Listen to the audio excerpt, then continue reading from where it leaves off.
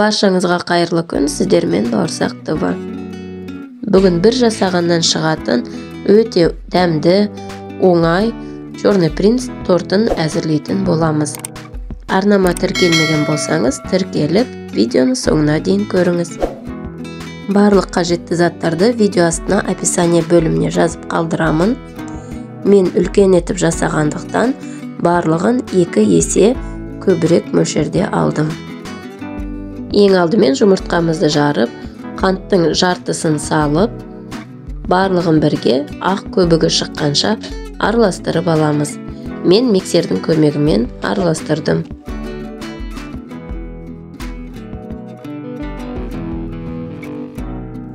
Менің қантым толық еріді, бетіне көбігі шықты.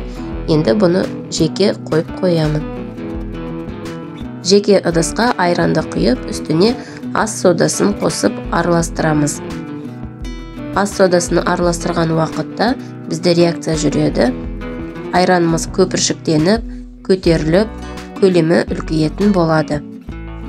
Айран бөлме температурасында жылы болуы қажет.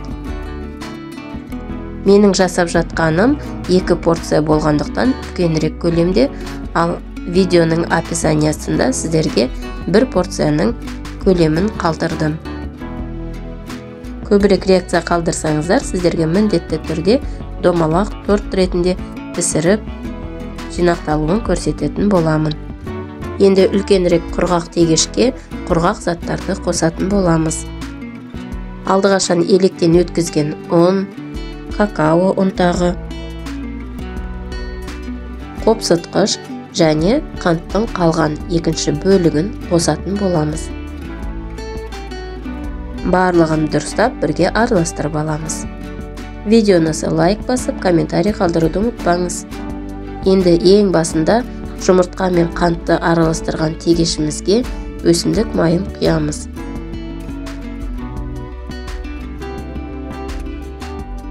Барлығын бір араластырып аламыз.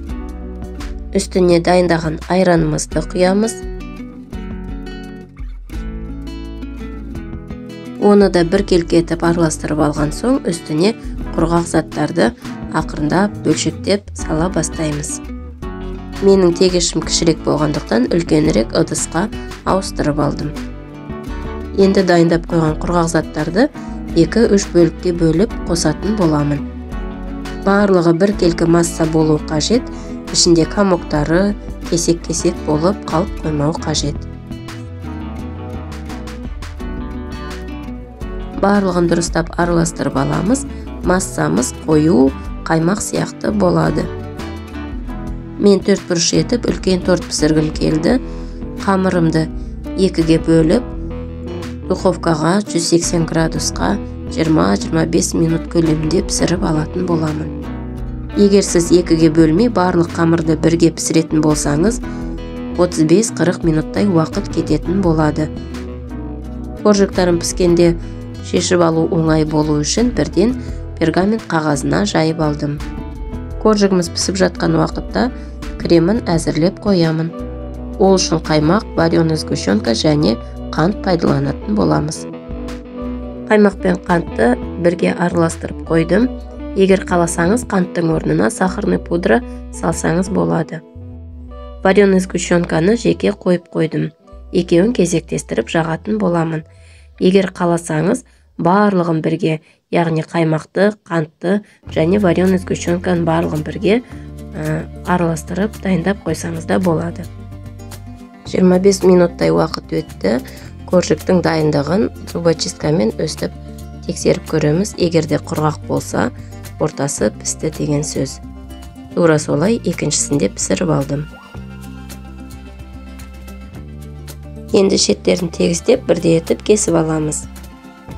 Бұл қиқымдарды тастамаймыз, кейінен крошка етіп, бетіне, шетіне себетін боламын.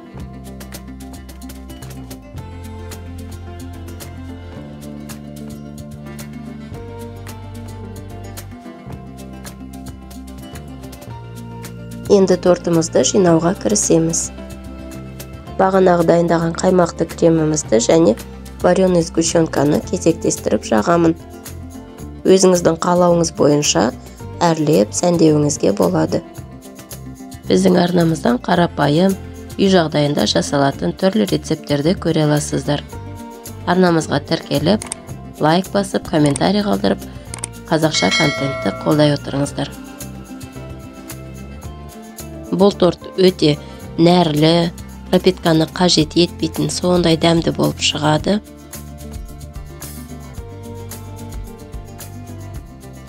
Туған күнге болса да, қандай да отбасылық мереке, мейрамдарға жасасаңыз да, күнделікті үйде балаларға әзірлеп берсеңіз де өте дәмді. Сіздер де әзірлеп көріңіздер, ас болсын.